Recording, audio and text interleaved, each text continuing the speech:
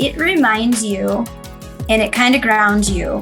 And it can be any industry. It doesn't need to be, it's more related to marketing, but it could be anybody. It could be finances. It challenges you and reminds you, I guess, that when it's really hard and you're not sure, it just goes back to the idea of you don't have to be good in this moment, but how good do you want to be? Welcome to Work Inspired. I'm your host, George Lucas Pfeiffer. On today's show, our guest is Ashley Sinclair, who is the EVP of Marketing and Brand Loyalty for Village Green. We're going to talk about finding and keeping the right people on your team, opportunities with brand and culture, and how to deal with organizational change. A whole lot to talk about. I know you're going to love this conversation. Work Inspired starts right now.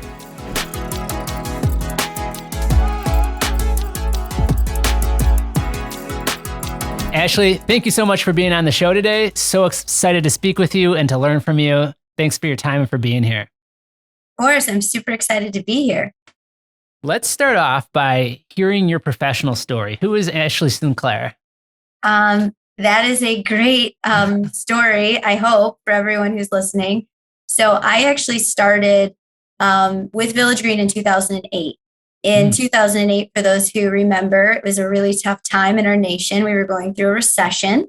Full disclosure, I was about 20 years old and I was going to school and I had no idea how the world worked. I was in a place where the recession didn't mean much to me, but I was working at the mall and I was going to school and I was, of course, very busy doing activities as a college student is.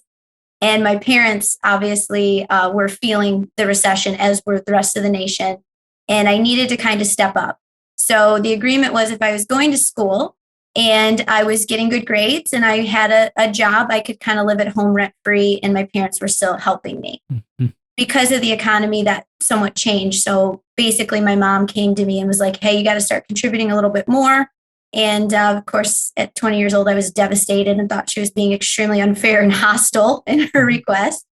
And I had to find kind of a different job, working for those people who've worked in the mall and retail. At 20 years old, you're getting maybe 10, 12 hours a week. So it's not a whole lot. And I ended up finding Village Green in the newspaper, which definitely dates me. Mm-hmm. Went through and highlighted and thought, leasing consultant, that's interesting. And I saw basically hourly versus commission and thought, that's interesting to me. So that's kind of how it started. And it was truly just a job. And I didn't care much about benefits or promotion from within or the culture. I just really needed that check. So I started, in my mind, it was temporary. And I was going to school and I was going to, graduate with a degree in marketing and move to New York City and make plus or minus $500,000 to start. Because that's how I thought life worked. And I'm giggling because how ridiculous I'm reflecting back on being 20 years old. But essentially I got in, fell in love with it, which is strange. I joke that nobody, when asked as a child, what do you want to be when you grow up, says, oh, I'm going to manage an apartment community or, oh, I'm going to lease apartments. It's usually not in the top 5, 10 answers. And I really did. I fell in love with it and it kind of kept me interested, I guess is the best way to describe it. So Village Green does have some great programs for promotion from within. And I kind of organically fell into that. And then I was at an age where I could travel. I didn't have kids. I wasn't married. So I started doing little special projects throughout Minneapolis and Chicago. And really wherever Village Green needed me, I would kind of go. And with that, I think that's kind of fast forward where I'm at today is any opportunity they had, I was willing to try it. And I wasn't trying to be the best or be noticed. I just was trying to, I guess, stay interested and challenged. So that's really how this all started. And I worked in multiple positions on site and then in our corporate and regional offices. So as you learn more and expose yourself to more situations, I think that, it's hopefully made me somebody who can really help mentor and guide our teams now and understand what they're going through. So that's kind of how it all kicked off. Very cool. For those who aren't familiar, what does Village Green do? Oh, Village Green is a third-party management company. So we don't own any of the buildings we operate. We simply are hired on by clients who, whether they have one asset or 20, they are looking for somebody to come in and just manage from the staffing of the asset through the marketing, through renewals and budgets and things of that nature. So when you look for people to staff an apartment community, are they employed by Village Green, or are you just helping them place people that are then employed by that specific owner or building? We are actually employing everybody who works on site, with the exception of a few positions, and those are more of an anomaly. Everybody is a Village Green associate. Wow. All right. So give me some perspective. How many employees does Village Green have? And maybe you don't call them employees, team members. And how many properties do you manage currently? So we all in probably have about 1,200 plus or minus associates. Wow. About 800 of the 1,200 are on-site associates. And then in addition to that, we have about 172 assets under management today. Very cool. And you are the EVP of Marketing and Brand Loyalty. Is that correct? Yes. Excellent. So very interested. You started your career from college, basically, and 14 years later now, you've kind of done all these different things throughout the organization. And it's an organization that's got a lot of associates. You work with a lot of different people. Tell me, what about Village Green, the culture, the company, the people, what about it makes it a place where you decided to stay for so long? And brand loyalty is, I guess, a relevant term for somebody like you that's kind of stayed within the Village Green family or organization. What is it about the company that made you stay? You know, honestly, and it's going to sound a little bit cliche, it's really the people. So the interesting thing, and to the point I made earlier in the joke, and I say it all the time, nobody that I'm aware of, and if anyone listening, if I'm wrong, reach out to me, says, I really want to manage a building, and at that, I want to manage apartments. So I think the interesting thing is we hire people more on their character than we do their skill set. So I would tell you that working with the general public and their housing is very challenging. And there were definitely days that were tough, that were taxing. Again, sounds cliche. It's the people I worked with, though, the alignment that we had, that it gives you a sense of comfort.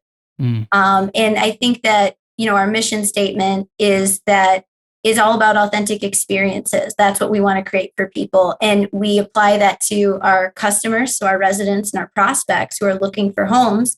We also apply it to each other. And I think that's truly what has made me stay. Is it's definitely been hard at certain turns, but I've always had a great support system at Village Green at every title I've held. Very cool. If you had to describe the culture at Village Green, the organizational culture, how would you characterize it? I think that the culture, the best way I would describe it is really, it's really filled with empathy. So we embrace people for who they are. Of course, I want to stop and say that you have to hire the right people. It really starts there. You have to hire for culture. Obviously, skill is important and experience, but culture is probably the number one because it's hard to teach that. You can teach a lot of other things to people who are willing to learn, but definitely the culture is rooted in empathy and support. And the way our business is structured truly is our success is shared at every level. So in order to, manage a property and do it well, we need to perform for the owner. But when we perform well for the owner or for the client, it usually means more opportunity for the associates, kind of that promotion from within that we're still very fond of at Village Green and very much believe in. But it's bigger bonuses, it's more commission, it's more opportunity. And so at the leadership level, we're managing expectations, a lot of expectations. But we remind people all the time that the success is shared at every level, and no one's better than anybody in terms of title or rank in the room. And I think most of the time, I always want to be honest, most of the time, I think that translates. And I think people feel that from us. Yeah, it's interesting because, since the pandemic, many companies have had to try to figure out how to promote or strengthen or maintain their culture in this new kind of hybrid world, or sometimes in a fully remote world, especially when we look back at 2020 and 2021. And I love talking to organizations like yours that had, prior to the pandemic, a lot of different locations, employees that were spread out over, multiple geographies that weren't always together. And I wonder, is there something that we can learn? Are there the recipes for success for how do you maintain or create or promote a strong culture if you're not always all together, which I think is possibly easier if you've got a good culture to kind of cultivate it when you are in person. But if you talk about all these different employee or associates that you have across all these different apartments that you're managing or all these different locations, do you have any advice as to how do you take that culture of empathy or caring or support and communicate it or make everybody feel like they're part of that culture even though they're not together? And I think it's a relevant question for someone in your position as a marketer, because that's probably a big part of at least the internal piece of the marketing job, is to communicate that through whatever tools you have available. That is a great, great question. And I will tell you, it is something that we're looking at probably every day, because the pandemic itself created a whirlwind and mostly fear, right? I think everyone can agree at first it was a lot of fear. And you can't tell somebody in general their feelings are wrong. Mm-hmm. Or you can't say, you're wrong for feeling that way. That's typically not going to go well, especially when I tell you our mission statement and that we're rooted in empathy. But I would say that the biggest advice I could give is that if you think back to what we would consider to be a typical office environment. So, a few years ago, people hanging out around the water cooler, getting snacks, trying to figure out where they're going to go for lunch. Those little small talks, you can't lose that on digital. So as a leader, it's important to start, and these are small little things, they don't cost money. Do an icebreaker. Even if that team's been together 5 years and everyone knows each other, ask a fun question. Scheduling things that aren't a topic or work related. We would do trivia. We would do different contests. Part of it's not necessarily unique to Village Green, I think a lot of companies feel this, is we obviously employ a wide variety of people, ages, backgrounds, beliefs, right? So we, as a marketer, have to always understand that one event or one initiative isn't going to resonate with everybody. But what's key is that making sure that you're doing a bunch of different things so that everybody feels like there's something for them. And I think, initially, you always get feedback when people aren't happy. But as people started to give feedback, it really helped us in the marketing, internal communications, and even our people services, which most refer to as human resources. We call it people services, that we were able to really use that feedback and say, okay, they didn't like trivia. They thought that was ridiculous. They had work to do. But they mentioned it would be really cool if we did a book club. So maybe next month we try it. So I would tell you, to maintain that culture, it's just as much about productivity and giving tools and resources as it is mixing in what we probably took for granted, which is that small talk and getting to know somebody and complimenting someone's shoes, maybe as an icebreaker. We've removed that when you're on screen. So I would definitely say that would be my advice, is don't be afraid to use the digital platforms as a way of convenience to also have some fun. Good advice. You mentioned the diverse team you've got and maybe the different generations at work. And what's unique, I think, about your company and your position is that not only do you have that diverse team of associates, but you are also marketing externally to a very diverse set of residents in these apartment communities, the stakeholders that are investors or owners of these buildings. You've got this huge, wide swath of people that you market to in your role.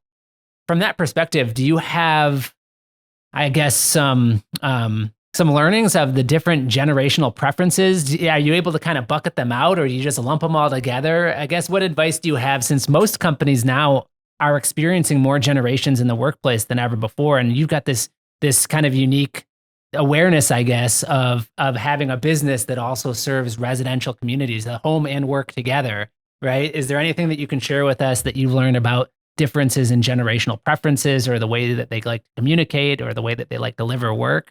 I know that's a loaded question, but it's on a lot of people's minds. I mean, like there's never been, I don't think, a time where there's been more generations together than there is now. And part of that's just the nature of the economy and work, but it's also because we're not just at work anymore, right? We're meshed our personal lives and our homes with our professional lives and our work more than we ever have. And so I think it is something that people are really thinking about and struggling with in some cases. So I would be lying if I didn't tell you that taking this current role I'm in is extremely intimidating for all the reasons you stated. Mm-hmm. I am marketing to our current associates, trying to make sure Village Green is relevant and a great place to work. Obviously not alone. There's an entire village, so to speak, doing that.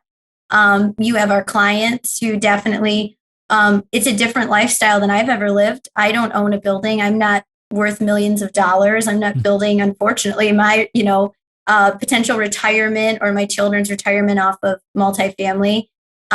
So that's intimidating, just because their styles and what they're used to, our clients are a little bit different than anything I've ever experienced. I've not walked in their shoes, so to speak. And then you also have the prospects. We want people to want to live at Village Green managed communities. And then in addition to that, I mean, whoever else we're talking to, so it's very different in terms of the voices that we use or the personas that we are utilizing to try to make good decisions that are relevant and going to resonate. But I would definitely say the one thing I've learned now, getting a little more comfortable with it, is people are people. Yeah. And when you bucket them in a boomer or a Gen Z or a it kind of starts to dilute the idea that just ask people, what's your preference? Mm-hmm. Don't assume people are great with technology because they're younger and maybe someone, isn't or doesn't know how. So I think that's been the biggest takeaway is people are people. People want to typically be part of something. And with that said, you're never going to please everybody. But if you can give preferences, if you can take time and be patient and not assumptive, and that's hard to do. I mean, I get it. It's really hard. But if people can see your compassion around it or your passion surrounding trying to communicate a message or even set up a call, they typically are more, again, forgiving, and or you open an environment for someone to speak up, which is great, I think. So I would say the biggest takeaway in marketing, we're always bucketing things in order to try to make good decisions. But outwardly, the best approach is just people are people, and treat them with dignity and kindness and respect and ask the question versus assuming. And I think that has helped us be successful. There's always room to do better. But we generationally have a lot of different people with different experiences and different skill sets. Mm-hmm. Yeah, that's great advice, especially if your business is the business of people. I know just like your company, ours is also about place. But place is there to serve people, and so I think you give great advice. It's if you keep it simple, if you're rooted in something that everybody can appreciate, like compassion or empathy or support, and then you're open to listening, that's all you need. Because then you'll get the information. You'll have a strong core, and you'll be able to get the information you need to tweak whatever that strong core is, or your products or your services, to what they tell you they're looking for. Right. So that's great advice, and I think makes a ton of sense.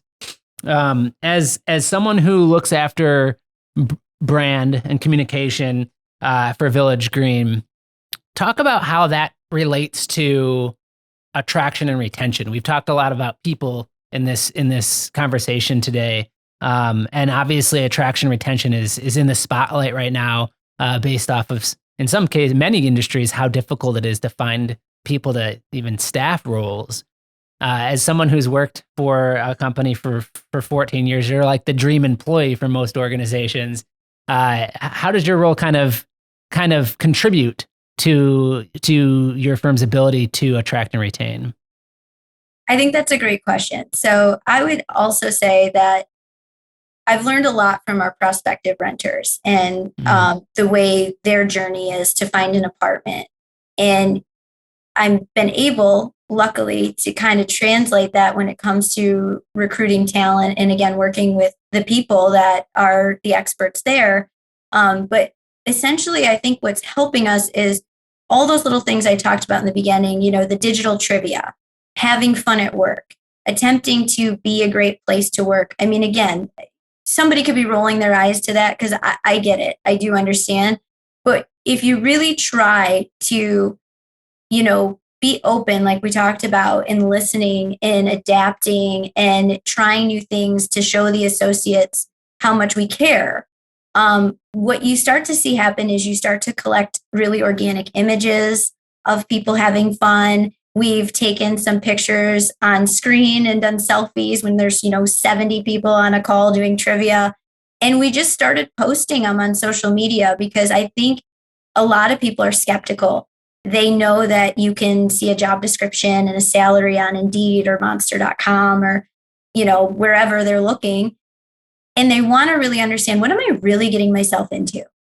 So just like the prospect's going to look at the online reputation. They're going to look at the reviews. They're going to go to the social media and see not just what did the site or asset post, what did the site get tagged in? Mm-hmm. So we started to see that the more transparent we can be on the front end, showing people having fun, showing the different initiatives and charity events and different things, we want to appeal to all people.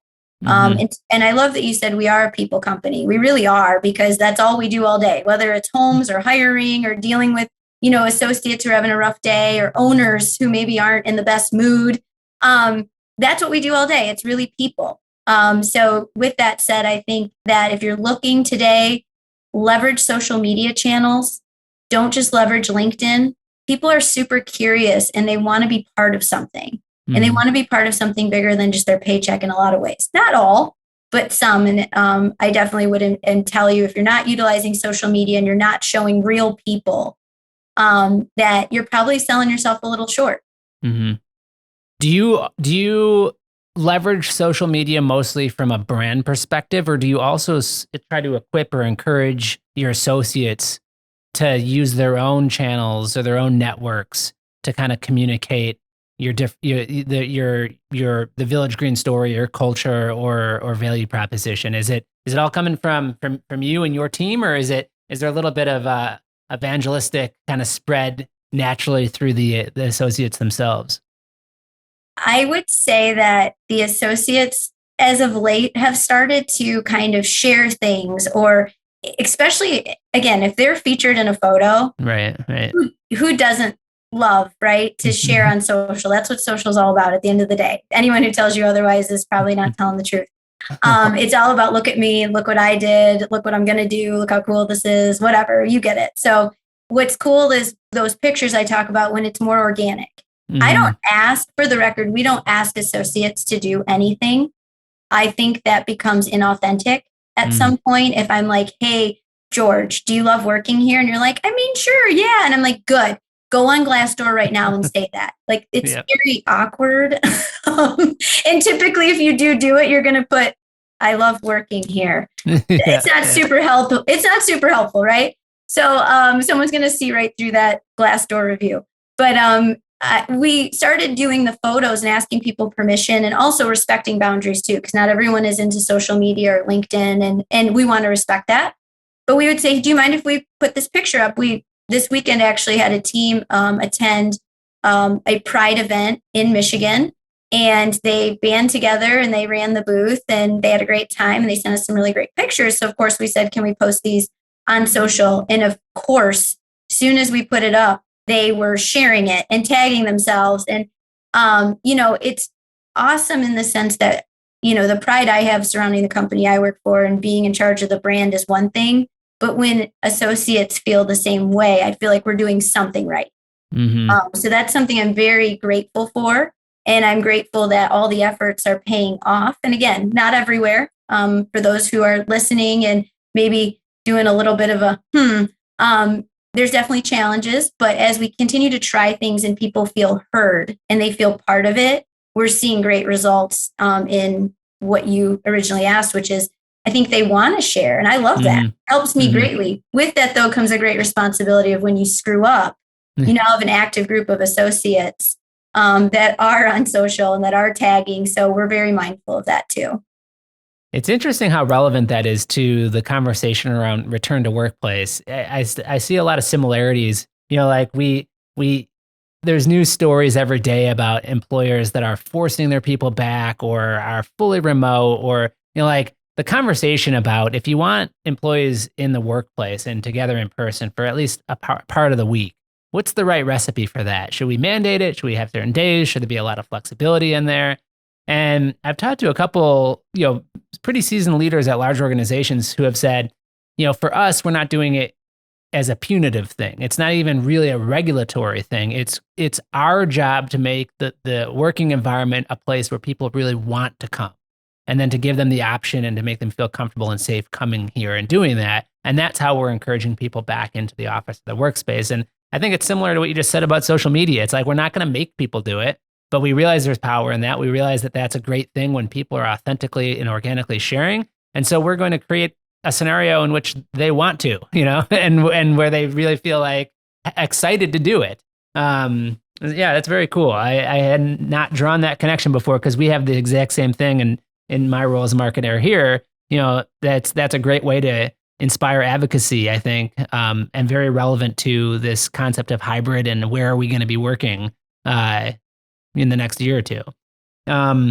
Speaking of which, this last couple of years has been clearly a time of significant change for all organizations, all people. And I'm interested, you talked about starting off your career during the recession of 2008, or at least being in college then, and that was kind of the first driver for you to get into the workforce. And now we've all gone through COVID and the pandemic, and there's still quite a bit of uncertainty and change happening. Do you have any advice as far as like how you've dealt with these challenges, what learnings you've kind of taken away that might contribute to post-pandemic growth? But like I said before, you've got this kind of unique perspective of being a business that deals with residential and deals with building owners. I just think you've got this kind of like very interesting point of view, and interested if you've got any advice on kind of how to best handle change and turn it into opportunity. Absolutely. So, in starting it obviously 2008, and then a global pandemic, and clearly 2008 to 2019 social media channels, the way you get information. I mean, you're not necessarily having to wait for the newspaper or the local news. It's on demand. So with that, I would also just say, like, communication is key, and you shouldn't take that for granted, especially in bad times. I think sometimes the thought process is, well, maybe they're not even thinking about it, so why am I going to bring up a negative topic, right? Or what if I create fear by being honest and being real? So as leaders, I think there's a lot of pressure to kind of do the right thing, and what is that thing in a recession or in a pandemic? We joked so many times, like, did we miss the memo? Did we miss training on this? Like, what are you supposed to do? I think a few times we all leaders sat in the room and it was dead silent. No one knew, right?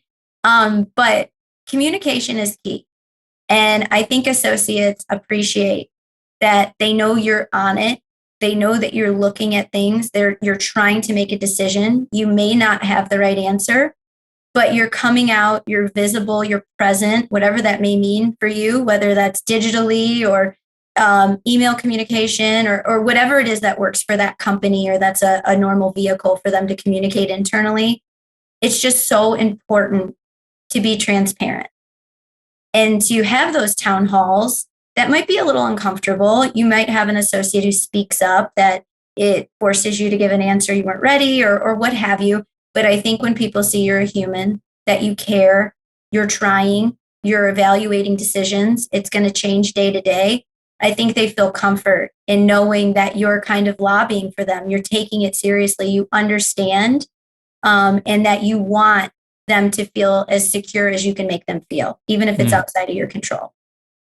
Yeah, it's really interesting when you talk through, think about the authenticity thing, and the things we talked about earlier from a leadership perspective, especially when it's something like a health situation, like a pandemic, where it would be very natural for a leader to be feeling fear and feeling a deep concern for their loved ones or for their team members, and a great deal of uncertainty since it was unprecedented in in Mhm. many respects.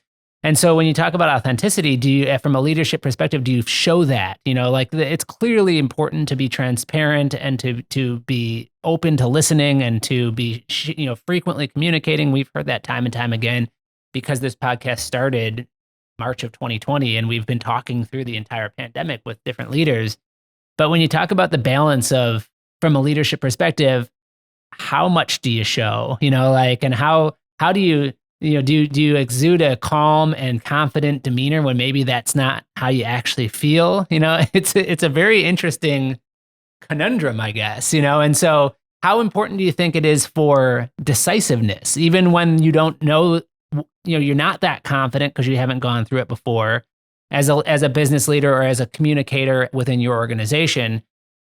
How important was it to say, I'm not 100% sure, but we're going to make some decisions here, and then we're just going to work in agility, or we're just going to be communicating as we go, but we're still going to be leading. We're still going to be that kind of uh, give a little bit of that sense of security and stability, even though it might not really be there as we kind of move through these periods of intense change.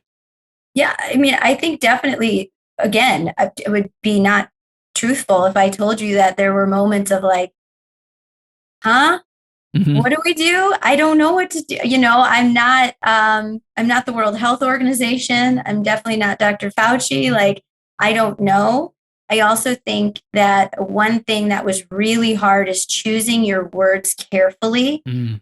for a company that says be your authentic self, but then as Hmm. a leader to ensure that you don't say something that maybe makes it sound politically driven, Mm. because that happened quick in the pandemic, I will say. I could see how kind of both sides of the aisle had their own take on things. So respecting that associates have their own beliefs and, definitely not trying to come out as one way or the other. Understanding there was different fears for different people. Some people might take care of their grandparents as an example. Hmm. Some people might live still at home. But so essentially what it was is we're in this together. Hmm. We're going to take it day by day. We ended up organizing a COVID task force that were people from different departments, such as people services and risk management, who were staying on top of all the different local and city and county and state mandates and changes that in itself was challenging to ensure we were following proper protocol everywhere, and still maintaining productivity. Hmm. We don't own anything that we manage, so we need to perform for our clients. So balancing that, I think I kind of blocked it out until you asked the question, and now my head's swirling. But to stay concise and give advice, I would say a recession, a pandemic, anything that's happening that's negatively affecting or could negatively affect business, it's important to, I think, show the team that you employ that you're on it. And you might Hmm. not have an answer, but you're looking into it. And there might be communication might be daily. And the directive in the morning could change in the afternoon. But at the end of the day, our responsibility is the associates, the residents, and the clients. And we're evaluating all three with every decision we make. Hmm.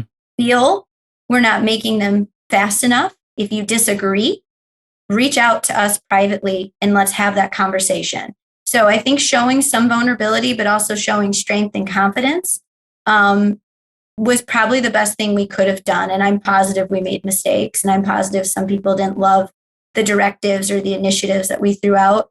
But I think and I hope people knew we were doing the best we could given the situation we were in. Yeah, yeah, that's absolutely right. The listening, the authenticity, the confidence, but also the proof of action, right? And whether that is going to the right action or not. I mean that's the strategy of change management and being able to like pivot and correct and course correct because nobody knew what to do, and so we all learned a lot. And it's interesting. if you think about the future, there's going to be a lot more change headed our way, and hopefully a lot of it's positive change. There's some really exciting technologies, and there's been some call it silver lining or the benefit that came out of the crazy amount of change that we just went through. There's been a lot of improvements that have happened, and so I think moving forward, it's showing your associates or inspiring people to come into your organization who are excited by that change and the opportunity that it presents. So great advice. I would say for any marketers listening to it, though, it just like anything else, that's the best thing in marketing. What worked yesterday doesn't work today. Right. What failed a few weeks ago now is the hottest thing that's ever happened. And that isn't going to work on Friday. So you better have a new plan. So the pandemic really became just marketing in a lot of ways, because what happened yesterday and went well, we can't bank on it. And today that's a new challenge. And last week's idea is now the best thing that's ever happened to us.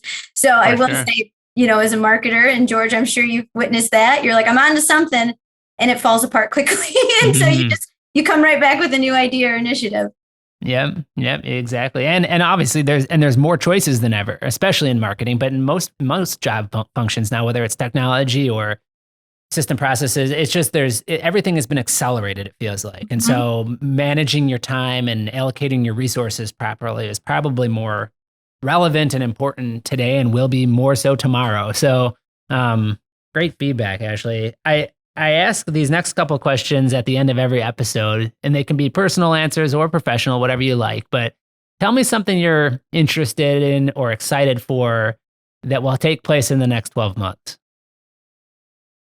Actually, I'll keep it professional. I'm really excited that we are now, again, I'm going to say normalizing. I'm going to say it hesitantly, given that anything could happen, and we've learned that. But we really are back to focusing on initiatives that, similar to what I've talked about for the associates, I think that's ongoing, and that's the demand, which I'm great with in terms of, as we're bringing on new people, they have different demands and expectations, but really focusing in on the residents and different programs and initiatives to help them. So one that isn't necessarily coming, but I think will take off more now, hopefully that the housing market is somewhat also normalizing. I'm going to tread lightly there. I'm not an economist, but that we are rolling some stuff out for residents, and we're trying to make it not just a place to live. I think we're very passionate about providing a great place to live, but we are focusing now on, what else do people need? And part of that is financial education. So we have a program. We know some people are renting temporarily and they want to buy homes. We partnered with an organization that they're going to teach them about credit, down payments, interest rates. And we're great with it. I know that sounds ridiculous because you're like, wait a minute, aren't you basically then saying, you're going to lose people? The reality is we are anyway. So we embrace it. We want to give them more, and we want to show them that we support their home purchase. We think that's fantastic. We're studying more on pets and what more we could do there. And then in addition to that, we're rolling out a loyalty program. You obviously are familiar with Nordstrom has a program. Delta has a program. I mean, who doesn't these days? If you're loyal, there's some sort of punch card or points. Unfortunately, we can't do that. But what we can do is say, if you've lived here for X amount of years, we're going to give back to you. If you're renewing, we want to give you something. We want people to feel like their loyalty to us matters. And we definitely think that, if it gets us more business and more people to rent with us, fantastic. But at the end of the day, we all know that a referral and a reputation is priceless. You can pay a lot of money for those things and they may not work. But if you keep building on it, I think that's what I'm really excited about in my role, is watching and observing. And listen, it could fall flat. I'm ready for that too. But I'm excited about the feedback that I'm going to get in order to make it better. And I know I can rely on that. So I think it's really focusing now on the residents and just improving their overall experience. That's awesome. Very cool. What's a resource that you found helpful throughout your professional journey that you could recommend to others? I have a book that I read, and I've reread it 1,000 times. It's called It's Not How Good You Are, It's How Good You Want to Be. And you can get it on Amazon. It's very inexpensive. It reminds you, and it kind of grounds you And it can be any industry. It doesn't need to be, it's more related to marketing, but it could be anybody. It could be finances. It challenges you and reminds you, I guess, that when it's really hard and you're not sure, it just goes back to the idea of you don't have to be good in this moment, but how good do you want to be? Mm. And I think that helps kind of be more resourceful, maybe look at something from a different perspective if you're not getting the answer or the solution you need, and really leaning into things and maybe embracing the chaos a little bit and seeing the challenge as really more of an opportunity. So I would definitely recommend that. It's, again, not how good you are, it's how good you want to be. And I get it right off Amazon. And there's a series of books kind of similar to it that I'm sure Amazon is going to recommend for you. And anyone listening who has Amazon, I'm sure it's going to show up at the top of your page anyway for you. So the work is done. There you go. Yeah, that's it's good advice. Perspective is maybe everything. Some people say it's everything, but it's very important. And obviously it's worth realizing that no matter who you are, what career you're in, how much success you've had, everybody has those feelings of, I'm not where I want, right? I'm not good enough. I don't deserve this. But having that perspective, like you just said, and we talked a lot about change, it's how do you see that as an opportunity? How do you turn that as from a negative feeling into a good feeling because you know where you want to go, where this gap that you want to close. So great advice. Final question. If you were retiring tomorrow, which clearly you're not, but if you were, and you were mentoring the next longtime career professional for Village Green or anybody that you were mentoring, what's a word of wisdom or some advice you'd leave for them? Honestly, I would tell them fear is a lie. Mm-hmm. Fear is just a lie. If you can get over the idea that you're scared or that you don't know, and you can use that energy to some sort of action, even if that action is vulnerability and phoning a friend, connecting with someone on LinkedIn, anything, you can get through it. Most people, I think, are fearful for all different reasons, maybe self-worth, maybe their credibility, maybe the fear that, how do I not know this in my role with my title? I'm going to look so ridiculous. Fear really is a lie. So if you can try to take the energy of fear and put it into something productive, at the end of the day, you're going to get through it. Mm-hmm. And if you don't, it's not the end of the world. You've learned a valuable lesson, and that might be someone else's playbook one day. You may meet you in that same feeling, in that same situation, and you may be able to help someone through it. So I would tell everyone, fear is just a lie, and you really just need to take a minute. You got yourself there. So what more can you do, or what more do you need? Don't stay still or get paralyzed by the idea of what it could be or what it's not going to be. Great advice. And a great way to wrap up this incredible conversation. Ashley, again, can't thank you enough for being here and for your insight, your inspiration, and your perspective. Congrats to everything you and the Village Green team are doing, and looking forward to following you in your career as you move forward into the next 14 years. Thanks again. Thank you so much for having me, George. It's been a great conversation, and I really appreciate the opportunity.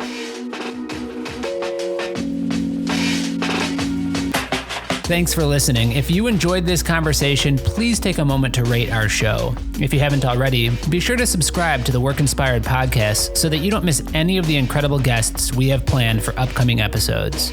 We'll continue to find the best and brightest minds in business so that you can learn, grow, and succeed, and so that we can all work inspired.